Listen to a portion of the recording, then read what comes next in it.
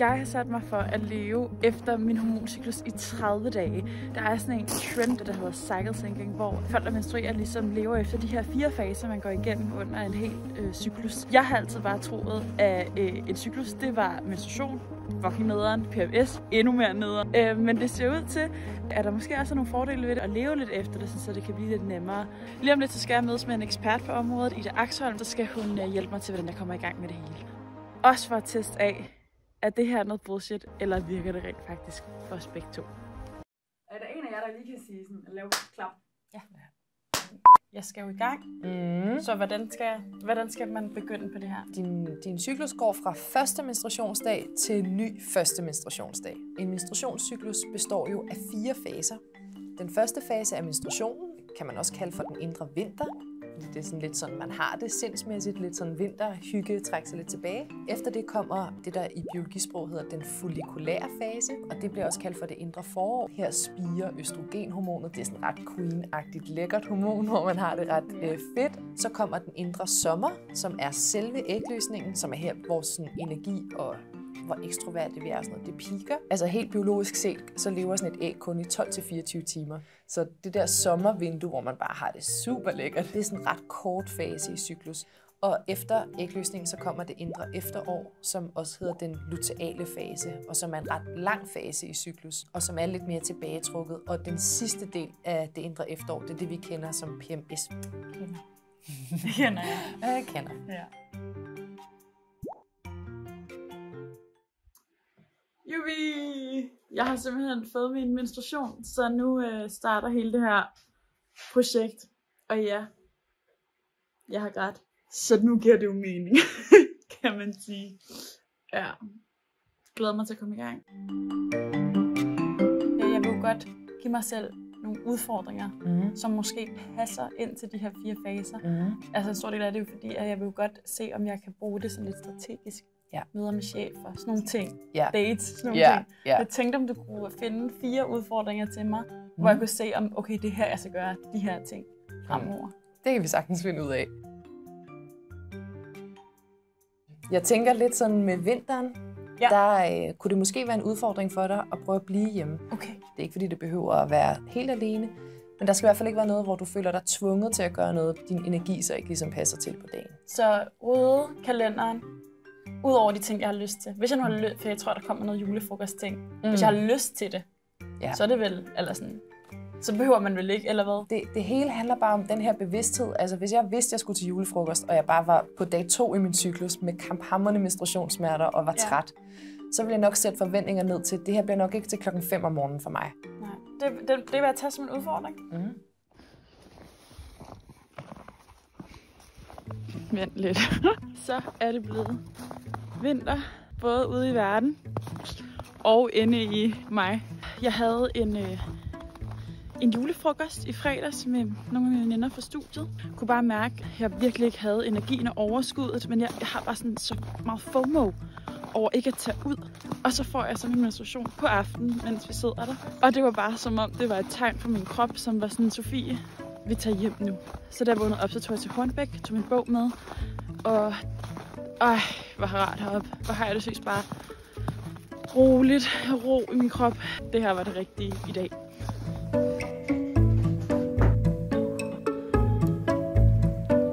Det er sgu ikke så slemt at sidde her og menstruere, må jeg bare sige. Nu er jeg på sidste dagen af min menstruation, og ved I hvad? Jeg er faktisk lidt ked af, at det er over, og sådan tror jeg aldrig nogensinde, jeg har haft det før. Det har altid været sådan, yes, nu er vi fri igen. Men det der med at have skabt et rum og tid, og givet mig selv rigtig meget omsorg i den her periode. Og jeg vil sige, at jeg faktisk glæder mig til næste omgang. Så lige før jeg ikke orker at få min energi tilbage, men jeg kan godt mærke, at den begynder at komme, og det bliver selvfølgelig også dejligt. Og jeg har nogle julefrokoster og nogle ting, jeg glæder mig rigtig meget til, hvor det kunne være rart at få sin energi tilbage. Så kommer foråret, så begynder jeg at spire, ikke? Jo, stille og roligt, så vil sådan rent hormonelt vil din østrogen begynde at stige i takt med, at du nærmer dig ægløsning. Og det er sådan det er virkelig sassy queen-agtigt hormon. Man sådan bliver automatisk lidt mere optimistisk. man ser mulighederne. Altså at man virkelig ryger ind i sådan en optimistisk rille, som man kan udnytte ret meget, sådan både arbejdsmæssigt, men selvfølgelig også til ligesom at dyrke sin selvomsorg på sådan en lidt mere optimistisk, udadvendt måde. Jeg skal ind til København i dag igen og være sammen med nogle af mine bedste venner. Ej, hvor jeg savner dem. Ej, hvor har jeg sådan meget ophobet energi til at tage ud nu efter min dvale. Så er jeg klar til julefrokost, og jeg har glædet mig så meget til at vise jer, at this girl, she can clean up nicely. Og det er mit forår, og den her julefrokost skal jeg ikke hjem tidligt fra. Jeg har planer om, at det skal vare. Altså, jeg har så meget dansenergi i mig.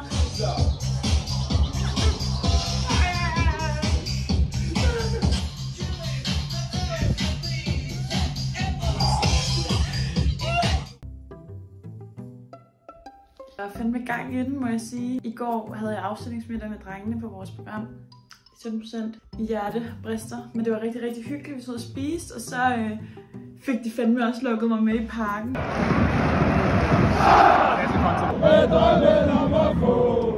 Hold kæft, den energi, ikke? Bare mænd, der råber og skriger over det hele.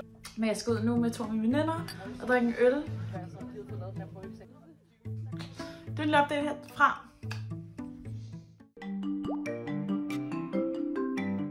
Jeg synes jo klart, du skal prøve at tage på en date. Altså, under forår? Ja.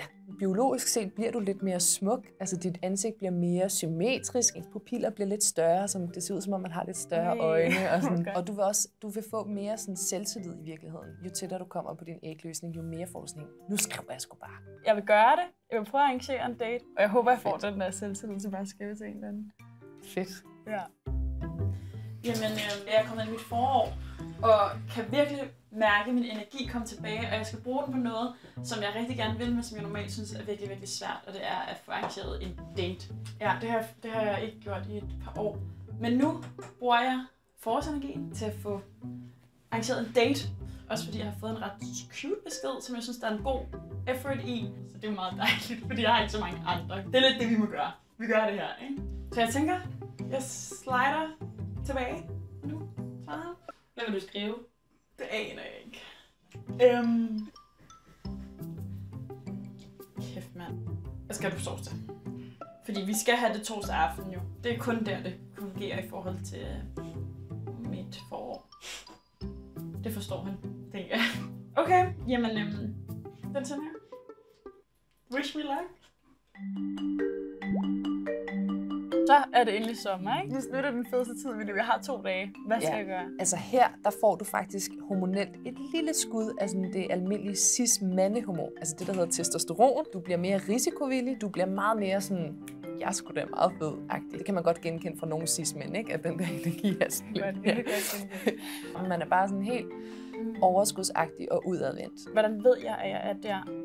Den ene ting er selvfølgelig, at du kan gå efter humøret. Den anden ting er, at du kan lægge mærke til din udflod. Får du mere og mere den her vandfaldsfølelse i løbet af dagen, får du næsten sådan noget, hvor altså, dit papir glider, når du tørrer dig. Ja. Helt klart. Det er gode genkendelige billeder. Ja, ikke også? Så det kan du prøve at holde øje med. Ja, det vil jeg gøre. Også fedt at få forklaret, hvad det er, fordi det har jeg undret mig lidt over. Det er dag 16, og jeg er i mit sommer, tror jeg. Selvom jeg ikke helt har fået det der ægløsningsting, eller opdaget det endnu i hvert fald, men jeg burde være omkring min sommer.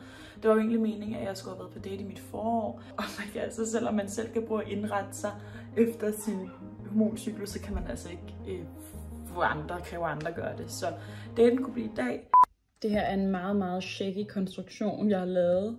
Jeg er ved at gøre mig klar til date. Jeg skulle være så fucking nice og sød at være sammen med lige nu. Og det føler jeg faktisk også, at jeg er. Det har været sådan nemt at møde folk og snakke med folk de seneste par dage. Og jeg føler bare, at jeg kommer med en god energi. Og det er nemt for mig. Om ikke andet, så synes jeg i hvert fald, når jeg skal sådan noget her, som jeg synes er lidt nervepirrende, så synes jeg faktisk, det er mega nice, at den falske, måske ægte følelse af, at jeg er så fed, som jeg overhovedet kan være. Altså sådan det der boost, jeg får med mig på daten med sådan, hey, this is my fucking best, take it or leave it. Den kan jeg mærke, den gør det faktisk en lille smule nemmere for mig. Det er vej. Det skal nok gå hyggeligt. Glæder mig mere, end jeg er mange, vil jeg sige. Okay, opdaterer jeg efter.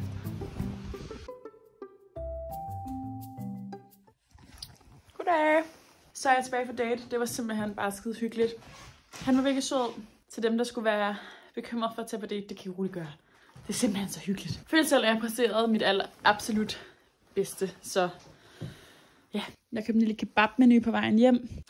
Og det må jeg så også bare sige, venner. Ja, selvom date er hyggeligt, så ved jeg bare ikke, om jeg er klar endnu til at gå på kompromis med at komme hjem alene med en kebabmenu og sikkert se en serie i min seng. Men alt i alt god oplevelse.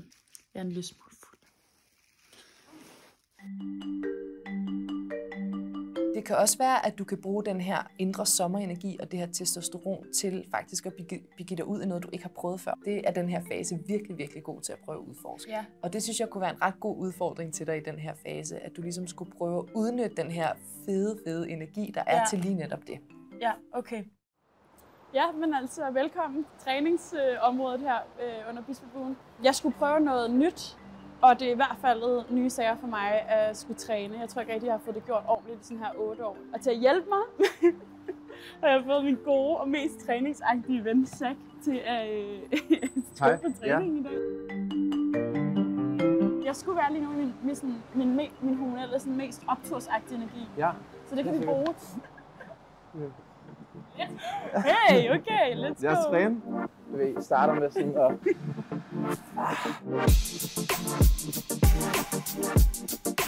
Har du nogensinde prøvet at lave et armløft? Nej. Du starter hernede fra, og så kører op, og så ned, og så prøv kun at bruge biceppen. Ej, det kan jeg ikke. Altså, jeg kan det.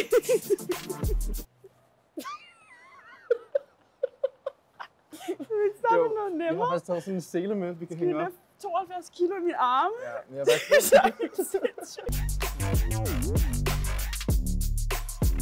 Vil du høre noget helt fucked? Kvinders hormonelle cyklus var jo ligesom en måned. Og på den måned, der har jeg cirka 2 dage under min ægløsning, hvor jeg har virkelig sådan den gode præstationsenergi og godt humør. Men I har en cyklus på 24 timer. Okay. Ja, og det vil altså sige, at du har din sommer hver dag. Og du har den faktisk, hvor det er, du har allermest brug for den, nemlig når du skal på arbejde. Så samfundet er faktisk sådan her rimelig meget indrettet efter din hormonelle balance. Hvad har du at sige til det? Altså, jeg synes, det er vildt spændende, og jeg tror, altså sådan, jeg synes, det er vigtigt at have den viden udbredt. Ja, tak. Du er så god. Du er god.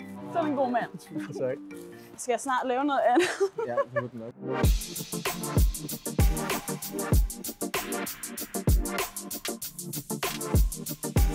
Åh, 10. Godt gået. Har du været trænet? Du har været igennem... Jeg synes, det var vildt hårdt, og jeg synes også, at jeg ikke har gjort noget overhovedet. Det var en okay start. Ja.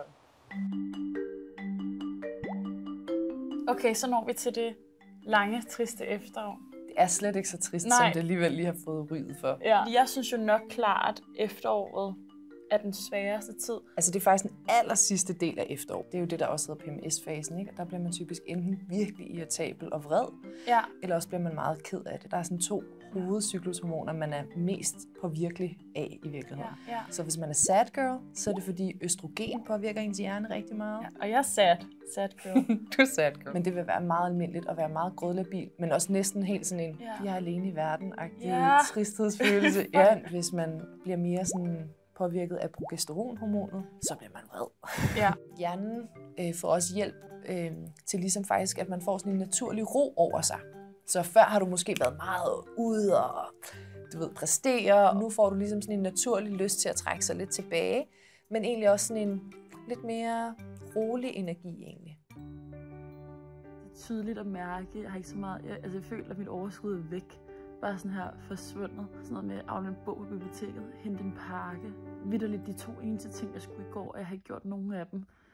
Jeg prøver at sige til mig selv, at det er okay, fordi efteråret handler om at slappe af.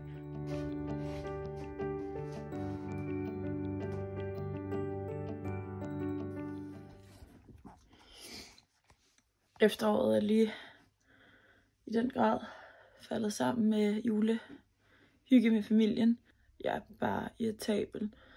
Og jeg bliver bare ked af det. Så jeg har grædt sindssygt meget. Ja. Har lyst til at prøve at sige til mig selv, sådan, det efteråret af dine hormoner, der også gør, at du er lidt ekstra på spidsen. Men samtidig synes jeg også bare, det er en fucking dårlig undskyldning. Og jeg er et voksen menneske, jeg burde bare tage mig sammen.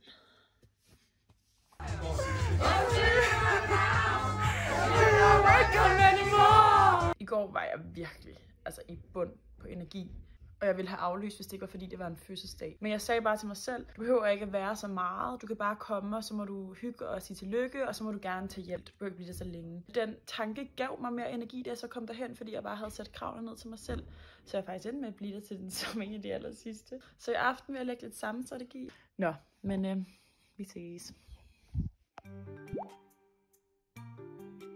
I starten, måske hele den første uge af det indre efterår, der er faktisk en rigtig fed sådan redebyggeragtig energi. Altså finde et eller andet projekt derhjemme, som godt kunne trænge til lidt kærlighed, og så prøve at kaste over det i det kommende efterår. Det ville være fedt, hvis jeg kunne få noget ekstra motivation til at rydde op eller gøre ting derhjemme, for jeg hader det virkelig. Men det kan være, at jeg bare ikke har gjort det på det rigtige tidspunkt. Jeg kan godt mærke, at sad girl version af mig er tilbage. Men til gengæld så sagde Ida jo også, at jeg kunne bruge den her energi til at næste og sådan planlægge og organisere.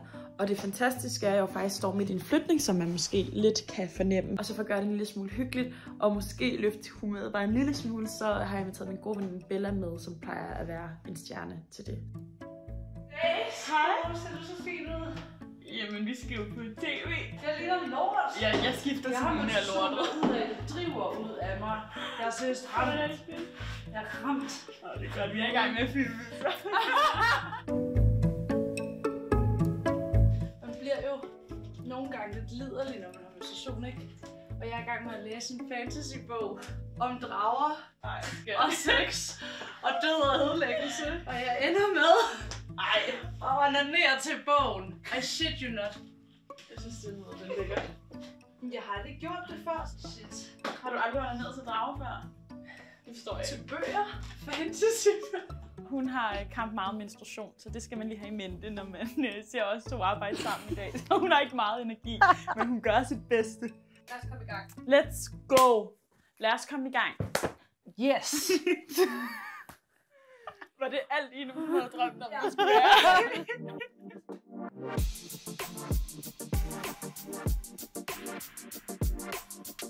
Er det til... Nej, det er til at male. Ved du hvad, jeg har hørt, at når man er ovulating, eller i forår, så ligger vandet så anderledes i kroppen. Ja. Det er jo for vanvittigt. Ja, det er rigtigt. Jeg føler mig så lækker, når det er. Gør du det? Ja. Jeg synes ikke, jeg kunne se en stor fysisk forskel. Men altså... Jeg kan nemlig godt se det på mig. Jeg kan se det på min mave. Er det rigtigt? Ja. Ja. Hvor jeg bare sådan... Og nu er jeg ikke... Nej. Nu er jeg... Jeg synes, det er meget godt ud. Tak skal du. Nu er eksperimentet ved at være slut. Jeg føler også, der på en eller anden måde er en del af min krop, som sådan har været lukket inde, og sådan har ventet på at blive sat fri og blive genkendt. Og nu har jeg anerkendt, at det eksisterer, de her fucking hormonopsving og nedsving. Og så har den bare fået fuld los. Havde jeg haft en nemmere måned ved ikke at vide. Måske, men jeg er sgu faktisk ret glad for at vide det. Det har heller ikke været alt forklarende. Det har ikke været sådan, at bare fordi jeg er i mit sommer, eller i mit forår, så har jeg haft overskud. Og fordi jeg er i mit efterår, har jeg ikke haft lyst til at tage ud altid. Det er en viden, jeg kommer til at tage med mig. Og have resten af mit liv og også preache rigtig meget om, fordi sådan er jeg. Har allerede været godt i gang hos veninderne og vennerne. Meget vigtig detalje. Så alt i alt en succes, synes jeg. En voldsom succes. Og tak for, at du ville følge med.